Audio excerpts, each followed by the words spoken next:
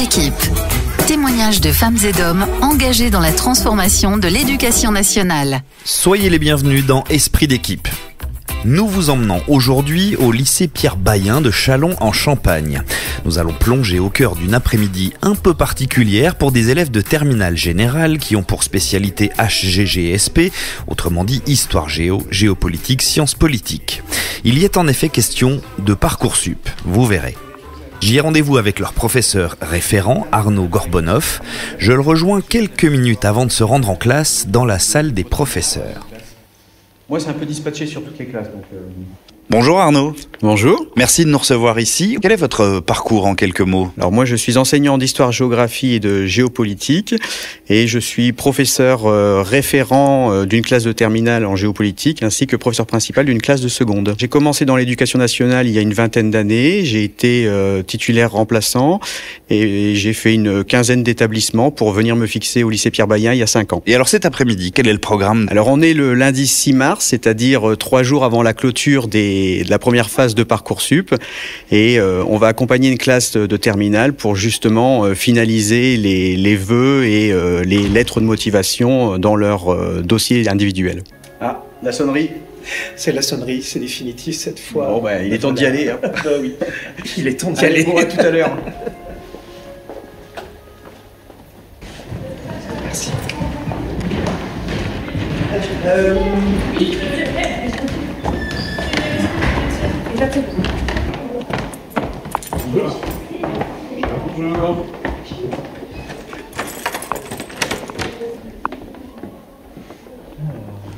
Tout est déjà prêt là alors pour accueillir les élèves. Je vois au TNI déjà toutes les informations. Oui, c'est un rappel du calendrier qui est à l'œuvre en ce moment et dont les délais se rapprochent pour la fin de la première phase. Puis aussi évoquer 2 autres éléments temps forts pour les élèves, c'est-à-dire les conseils de classe qui vont avoir lieu ce soir et puis les écrits de spécialité qui ont lieu dans 15 jours. Alors je vous entendais vous raconter quelques anecdotes dans la salle des professeurs avec l'un de vos collègues.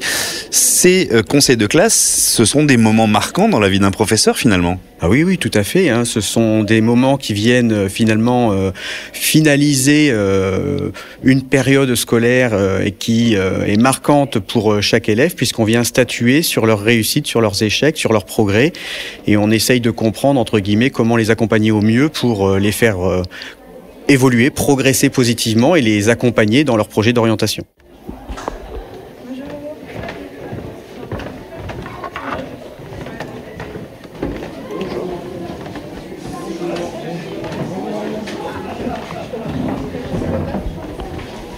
Allez, on s'installe.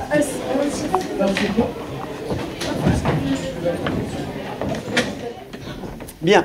Alors aujourd'hui, on a 3 éléments importants de votre calendrier à évoquer ensemble. Tout d'abord, bien sûr, c'est la première étape de Parcoursup qui s'achève très bientôt. La deuxième chose qu'on doit évoquer, bien sûr, c'est aussi le conseil de classe qui va avoir lieu ce soir. Et puis, la troisième chose, ce sont les écrits de spécialité qui ont lieu dans 15 jours. Je rappelle à ce titre que pour la première fois, ces écrits de spécialité, les notes vont être remontées dans Parcoursup et être examinées par les écoles qui observeront vos dossiers. On a une responsabilité, bien évidemment. On est là avec une jeunesse qui incarne finalement notre devenir et on est là pour faire au mieux qu'ils s'épanouissent au sein de notre établissement et qu'ils s'épanouissent aussi à travers leur projet d'orientation pour que demain, ils choisissent véritablement et ne subissent pas leur parcours professionnel. On a besoin de cette confiance qui s'instaure dans le groupe classe et de manière individuelle tout au long de cette année scolaire pour leur permettre la meilleure réussite possible, bien évidemment, et puis surtout préparer avec eux leur projet d'orientation post-bac. C'est une belle mission. Pour l'instant, tu as fait toute une sélection de BTS, négociation et BUT, je crois. Et BUT, tout à fait, en gestion administration. Par contre, il te manque un vœu non sélectif, c'est-à-dire une fac régionale. Tu sais, j'avais pas eu le trouver des facs sciences économiques ou dans ce domaine-là. Alors, c'est droit éco-gestion. Tu mets économie et sociale. Je m'appelle Tim, je veux me diriger vers une filière plutôt économique.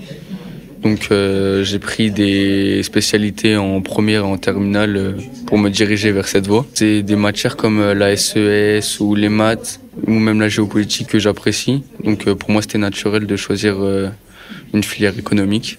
Est-ce que les conseils de Monsieur Gorbonoff te sont utiles ? Bah oui, il nous accompagne beaucoup. Il est à l'écoute. Il n'hésite pas à prendre la tendance. Il prend son temps pour nous envoyer des messages, pour nous conseiller ou pour nous rappeler à l'ordre.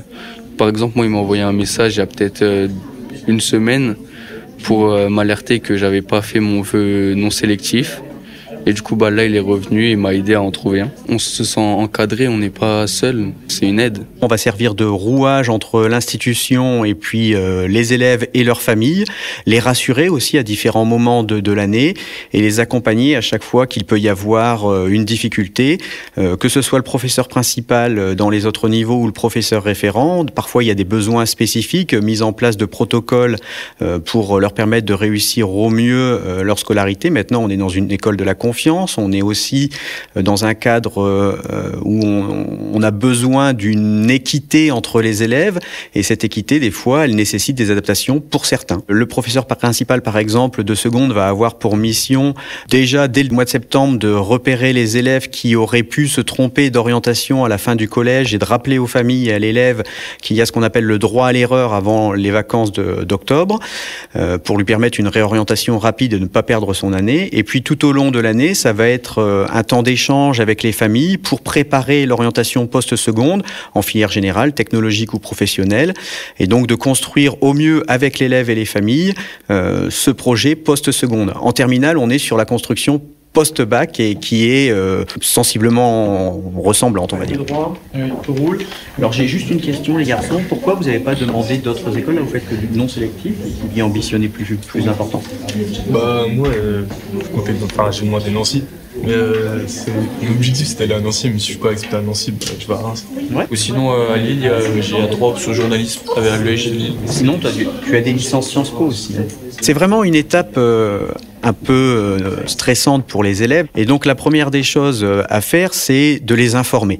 Les informer des différentes filières qui existent, les différents types d'écoles, les BUT, les licences, les classes préparatoires, les écoles qui sont sélectives et non sélectives, se questionner sur l'acceptation familiale de l'orientation géographique, puis bien évidemment les accompagner dans la logique financière, leur montrer qu'il peut y avoir des aides et qu'il ne faut surtout pas renoncer entre guillemets à un projet pour des raisons financières. Je rappelle au passage que vous n'avez pas besoin d'hierarchiser. De toute façon, Parcoursup, quand les résultats tomberont, ils tomberont au fur et à mesure des jours qui vont s'égrener. Et c'est vous qui choisirez, vous accepterez définitivement les écoles, vous mettrez vos vœux positifs en attente d'autres réponses où vous êtes sur une liste d'attente. Et vous attendez tout simplement que votre classement puisse rentrer, que vous puissiez être accepté. Mais ça, c'est... Esprit d'équipe. Adrien. Alors, double licence, Clermont en arts-lettres. En fait, j'ai fait les portes ouvertes là samedi et en fait, ils font franco-allemand et puis après, il y a d'autres formations en espagnol, portugais, tout ça. Et ça t'intéresse? Et donc, moi, c'est pas le côté art qui m'intéresse, et l'autre, c'est en fait, il y a études européennes internationales franco-allemandes et il y a l'autre truc qui est autour des métiers du livre. Pourquoi pas? Et dans la région, fac d'histoire au cas où? Ouais, j'ai mis ça marche. Tes lettres de motivation, ton Je viens de commencer à l'instant. Bon, je te laisse travailler puis on revient après. Ouais. Le premier filtre, c'est la motivation de l'élève, bien évidemment. Ensuite, on regarde ses résultats scolaires. Et puis, bien évidemment, c'est échanger avec les familles et vérifier que la faisabilité du projet. Il y a certes un moment de nervosité lorsqu'on commence à rentrer dans le logiciel Parcoursup. Pour autant, on les accompagne et on dédramatise tout au long de l'année. L'objectif est véritablement qu'ils soient en confiance et qu'ils comprennent que cette étape de leur vie n'est pas non plus une étape sanction. On n'a pas un parcours professionnel linéaire et donc ça se retrouve aussi entre guillemets dans leur choix Parcoursup. Tes lettres de motivation, t'en es où? Normalement j'ai tout fait. Tu m'en montres une? Donc là c'est pour la Sorbonne en sciences politiques. Alors, je souhaiterais intégrer votre formation de licence en sciences politiques pour saisir les enjeux contemporains de nos sociétés. Point. Il n'y a pas de point. Ah oui, mince. Très bien. Découvrir de nouvelles cultures. Tu peux faire un retrait ici. Alors la phrase elle est un peu longue. Hein. Ouais. Elle est maladroite. Déjà la leçon. Je m'appelle Maillard, je suis au lycée Pierre Bayen et je suis en terminale avec les spécialités histoire géopolitique et anglais monde contemporain. J'aimerais bien faire Sciences Po et sinon en choix plus simple entre guillemets, j'aimerais bien intégrer une licence de sciences politiques à la Sorbonne. J'aime bien voir comment le pouvoir s'organise dans nos sociétés et essayer de comprendre l'organisation de nos sociétés contemporaines. Et ça, c'est ce que tu mets dans ta lettre de motivation Parcoursup, c'est ça ? Oui, c'est ça. J'essaye de relier mes activités personnelles au contenu qui est délivré dans ces formations-là. Et voilà, j'essaye de connecter un petit peu mes attirances personnelles au contenu délivré par ces formations. Comment tu juges, toi, ce travail à faire sur Parcoursup ? Je pense que c'est un bon entraînement aussi, par exemple, pour les écrits de spécialité, avoir une qualité de rédaction. Et au-delà de la lettre de motivation, il vous a été d'une aide précieuse, Monsieur Gorbonov, depuis le début de l'année, sur cette étape Parcoursup ? Oui, très tôt dans l'année, il nous en a parlé et il nous a rappelé un petit peu à chaque fois les échéances qu'on avait. Et donc oui, il nous a beaucoup accompagnés par rapport à Parcoursup et il nous a fait des séances spécifiques pour qu'on puisse bien comprendre comment ça fonctionne et jusqu'à quand on a pour remplir nos vœux. Il est bien évident qu'une fois la première phase passée, s'il y a un vœu qui ne vous plaît plus, il suffit simplement de ne pas le confirmer et il ne sera pas examiné. Je vous rappelle que ce soir, lors des conseils de classe qui vont avoir lieu, bien évidemment, on va statuer sur vos réussites et vos échecs de ce trimestre. Ce conseil de classe, il va aussi servir pour Parcoursup puisque au lendemain du conseil de classe, le secrétariat va mettre dans vos dossiers Parcoursup vos bulletins scolaires. Et nous, pendant le conseil de classe, on va se pencher sur tous vos vœux Parcoursup que vous avez fait actuellement et on va émettre une opinion et je reviendrai vers vous après pour vous exprimer l'opinion qu'on a émise sur vos vœux. L'objectif, c'est de vous mettre dans la meilleure position possible pour l'année prochaine. Allez, bonne fin de journée à tous et à toutes. Au revoir. Portez-vous bien. Au revoir. Au revoir, monsieur. Bonne fin de journée. Au revoir.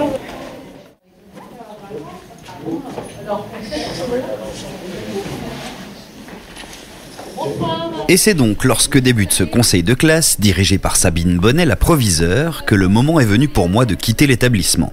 Une chose est sûre, le rôle d'Arnaud m'est apparu comme une clé essentielle dans l'accompagnement pédagogique et à l'orientation des élèves, et cela dans une logique de suivi individualisé, grâce à l'écoute, aux conseils et au soutien qu'il leur offre. Cette approche personnalisée est d'ailleurs portée par l'ensemble de la communauté éducative de l'établissement. Un grand merci à Arnaud, ses élèves, à Madame la proviseure et à toutes les équipes du lycée Pierre Bayen pour leur accueil. Je vous donne rendez-vous très vite pour un prochain numéro d'Esprit d'équipe.